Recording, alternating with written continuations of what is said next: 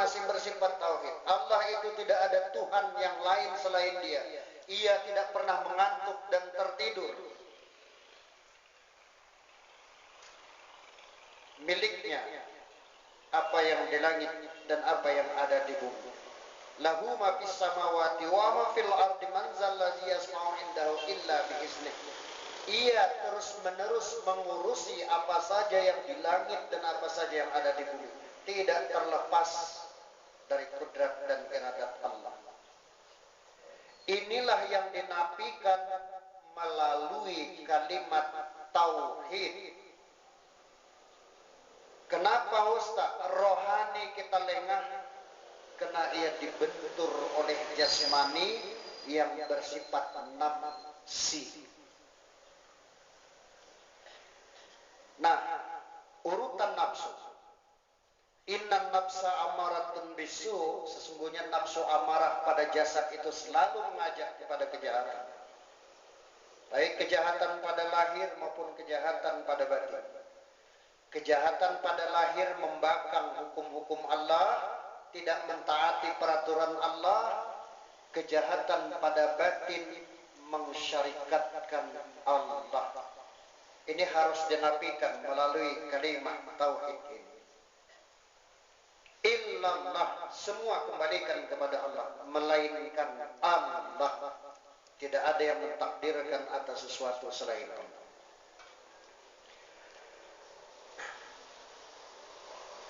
Bapak Ibu yang dirahmati Allah,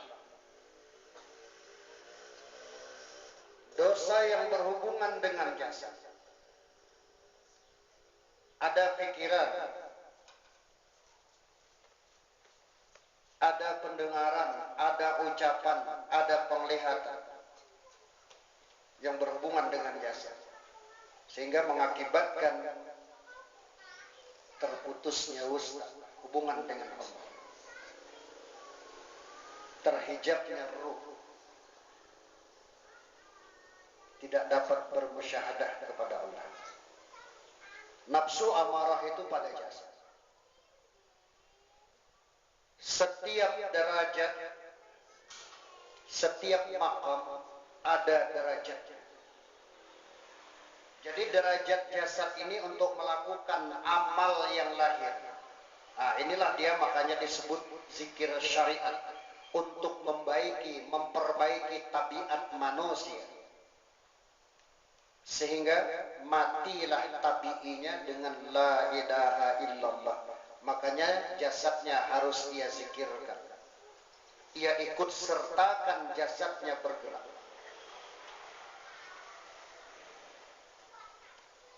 Cuma ada juga kawan-kawan yang di belakang saya, katanya zikir itu kalau bisa tempat duduk tak bergeser. Agaknya kawan ini belum dapat hidayah dari Allah. Baik, saya bilang. Ada nafsu amarah pada jasad, ada nafsu lawamah pada hati, ada nafsu mulhimah pada ruh, ada nafsu mutmainah pada nurani. Ya, baiklah. Tidak perlu pun jasad ini bergerak berzikir, tidak perlu. Diam saja. Tapi catatan jasad ini belum pernah dibawa maksiat. Ya, yang di dalam jasad darah ini belum pernah ditempati setan. Tidak perlu bergerak berzikir. Jadi berzikir la ilaha illallah itu dengan gerak, inilah hentakan kalimat zikir itu untuk mengeluarkan setan dari saluran darah. Inilah pengertian ayat tadi, ya. Pengertian ayat tadi, summa talinu juluduhu wa qulubuhu ila zikrillah. Kemudian tetaplah mesra segala kulit mereka dan hati mereka itu dengan zikrullah. Jadi kalau jasad tak pernah berbuat maksiat, tidak usah bergerak, tidak apa-apa. Tapi kalau jasad pernah dibuat maksiat, karena berbuat maksiat itu adalah gerak jasad, imbangi gerak maksiat itu dengan gerak zikir. Wa ulaika yubaddilullahu sayyi'atihim hasanah. Ganti kejahatan itu dengan kebaikan. Oh, tak pernah berbuat maksiat, ya udah, enggak perlu. Bahkan kalau enggak memakai jasad, enggak perlu berzikir pun. Karena kalau tidak ada jasad, roh ini enggak akan kotor. Karena ada jasad itulah maka roh itu kotor. Kalau mau membahas tentang zikir, dia harus benar-benar mempelajari salah satu tarekat. Oleh sebab itu pendiri tasawuf semua punya tarekat. Semua punya tarekat. Sehingga ada 41 ulama tasawuf, 41 tarekatnya. Jalan untuk membersihkan. Kalau perangai kita yang tidak baik, dalam istilah tasawuf itu takhalli, membuang sifat-sifat majmumah dengan zikir. Dan Nabi menganjurkan. Ya. Apa kata Nabi? Aksiru qawlu la ilaha illallah hatta la takulu bimajnun. Perbanyak olehmu mengata orang gila. Perbanyak olehmu mengata la ilaha illallah walau orang mengata kamu orang gila. Ya biarlah, memang kita gila. Kenapa saya katakan gila? Kita sebagai khalifatullah, kenapa berbuat maksiat? Kan gila itu. Jadi karena kita menyesali kegilaan kita, itulah kita meronta, kita hukum jasad kita ini. Kita karamkan jasad ini dengan zikrullah, sehingga jasad ini tidak lagi merasakan maksiat yang dahulu ia rasakan. Jasad ini karam dengan zikrullah. Semoga Allah mengampuni dosa jasad yang telah terlanjur. Jika tabiat kebiasaan buruk kita ini sudah mati tabi'i namanya, barulah berpindah kepada zikir hati. Allah, Allah. Setiap derajat ada makamnya, ada penyakitnya, dan ada pula obatnya. Tabiat maksiat sudah hilang, tapi maksiat batin belum tentu hilang. Belum tentu hilang. Seperti ujub, riya, sombong, takbur, hasad, khianat, iri, dengki.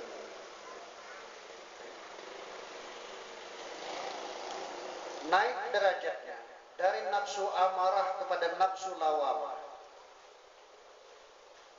Nafsu lawamah untuk pembersihnya dengan zikir Allah, Allah. Agar hati selalu menyesal. Ia tidak memandang amal yang telah ia buat. Karena amal yang kita buat ini adalah urusan Allah memberikan pahala. Tapi amal jahat yang telah kita perbuat itu urusan kita yang akan kita pertanggungjawabkan di hadapan Allah. Ini bisa ngelak enggak ibu-ibu bapak? Maksiat yang pernah kita buat itu mau kita lempar kepada Allah atau tanggung jawab kita? Saya tanya, tanggung jawab kita atau kita lempar saja kepada Allah? Ibu, bapak, tanggung jawab siapa itu? Tanggung jawab kita. Maka disinilah taubat yang pertama itu menyesali. Sebab kalau tidak menyesali akan kambuh lagi. Lawam. Jadi agar penyesalan maksiat yang telah pernah dilakukan sekian tahun. Ini kadang-kadang puluhan tahun kita maksiat, baru 2 tahun taat sudah rasanya hilang maksiat yang 10 ini. Yang 10 tahun. Karena derajat belum naik dari amarah kepada lawam. Jadi untuk nafsu penyesalan ini terus-menerus bertahan pada hati, bersihkan dengan zikir Allah, Allah.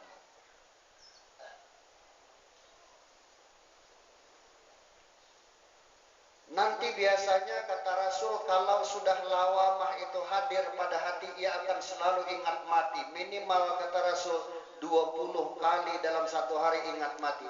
Kalau aku mati, ya Allah, masih banyak dosa daripada kebaikan. Maka ia pacu terus. Inilah yang dimaksudkan wal asri innal insana lafi khusr. Demi masa manusia dalam keadaan rugi. Illal ladzina amanu wa amilus shalih. Umur yang sudah lewat nyata. Saya sudah nyata 50 tahun lebih. Umur ke depan sore nanti pun belum nyata. Ada yang bisa jamin umur sampai sore nanti? Ada Bu? Oh, saya jamin sampai sore nanti. Ada yang berani? Bapak-bapak ada yang berani? Kalau gitu ini merasa hidup, pergunakan zikir dengan Allah. Ya ayyuhallazina amanu zkurullaha qiyaman. Baik sedang berdiri, sedang berduduk, qiyama wa qu'uda wa ala junubihim. Sedang berduduk, berbaring, sedang mengapa sekalipun. Mana tahu sedang duduk ini kita mati. Kalau mati sedang tidak zikir, mati apa namanya?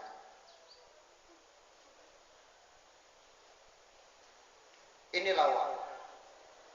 Sesali waktu yang telah ditinggalkan dengan sia-sia.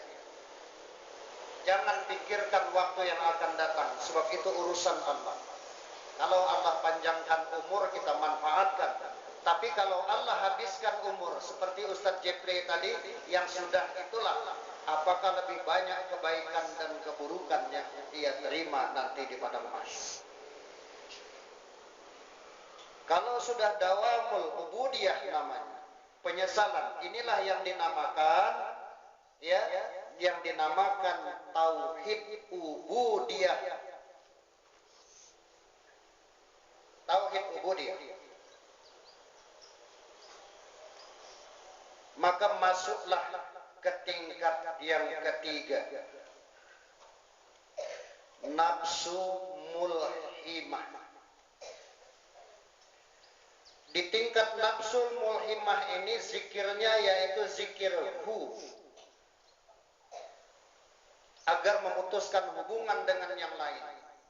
Karena zikir hu itu ia memandang Tuhan itulah yang awal, Tuhan itu yang akhir, Tuhan itu yang zahir, Tuhan itu yang batin. Sehingga kemanapun ia hadapkan wajah zahir dan batinnya, ia melihat iktibar pada alam ini. Wa fil ardi ayatun lil mukminin wa fi anfusikum afala tubsirun. Pada bumi ini terhampar ayat-ayat Allah, tanda-tanda kekuasaan Allah, dan pada diri kamu mengapa tidak engkau perhatikan? Hilang upat puji, hilang caci maki, hilang rasa tinggi meninggi. Kenapa? Karena Tuhan itulah yang mentakdirkan. Kalau ada orang berbuat maksiat, Masya Allah, dulu saya seperti itulah. Untung sekarang Allah sadarkan saya. Jadi bersyukur melihat orang maksiat itu. Iktibar. Tapi kalau tidak dawam zikrullah, tidak dawam ingat kepada Allah, melihat sedikit maksiat, timbul amarah kita. Kambuh lagi ke nafsu amarah karena tidak adanya zikir.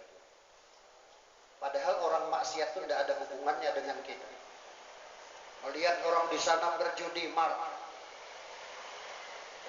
Padahal dulu kita lebih daripada berjudi.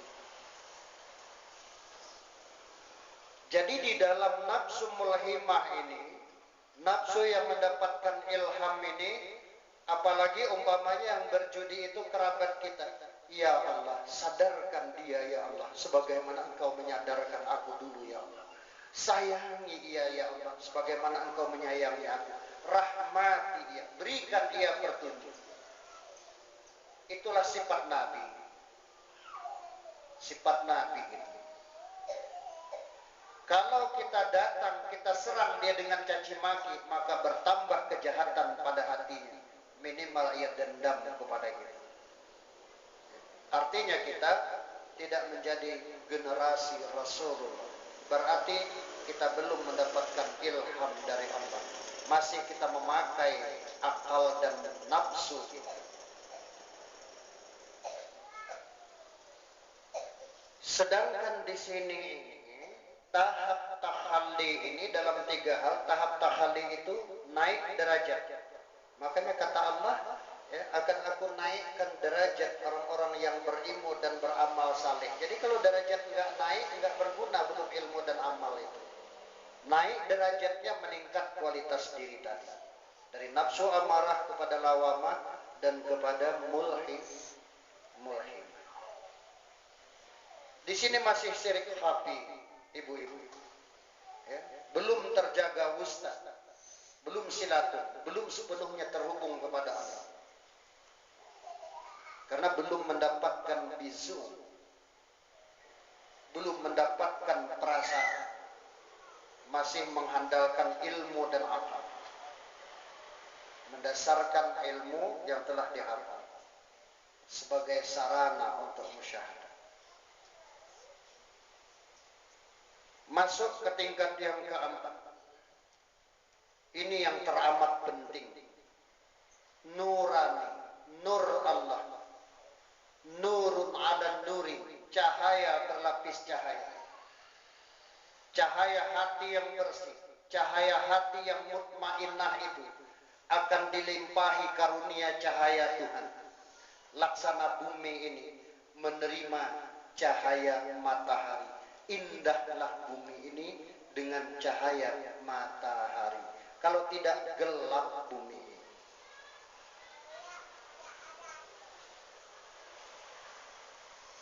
Bapak-bapak dan ibu-ibu yang dirahmati Allah, jangan kita sangka berjumpa dengan Tuhan itu bisa di dunia. Jangankan kita, Nabi tak bisa. Makanya itu menjumpai Tuhan melalui Mi'raj, meninggalkan yang namanya dunia. Cuma di dunia ini bisa jumpa dengan sifat asma dan af'alnya, iktibar daripada zatnya yang maha suci. Sebab dunia ini tidak dapat menampung zat Tuhan, akan hancur dunianya. Sedangkan tajalli sifatnya saja pada Bukit Tursin hancur, Musa pingsan. Nah, bagaimana kita mau bisa dengan zat Tuhan kalau kita tinggal di dunia dan menggantungkan hidup kepada hidupnya yang bergantung kepada yang maha hidup.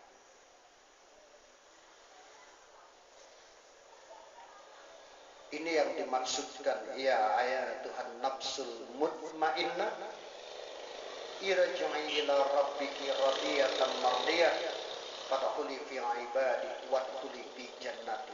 Disinilah makam fana. Kadang-kadang kawan-kawan 2-3 kali tawajuh pana, tawakal, wah itulah dia pana. Pana Tuhannya awak yang maujud. Maunya awak yang pana di bawah wujud Tuhan.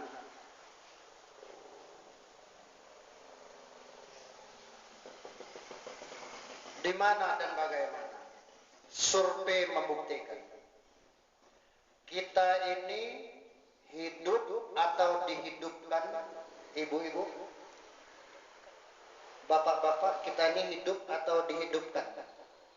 Dihidupkan. Artinya kita menerima hidup, ya. Makanya yang menerima hidup ini disuruh bertawakal kepada yang hidup. Wa tawakkal 'alal hayyil la yamut. Serahkan dirimu, bertawakallah kepada yang hidup, yang tiada bisa mati-mati.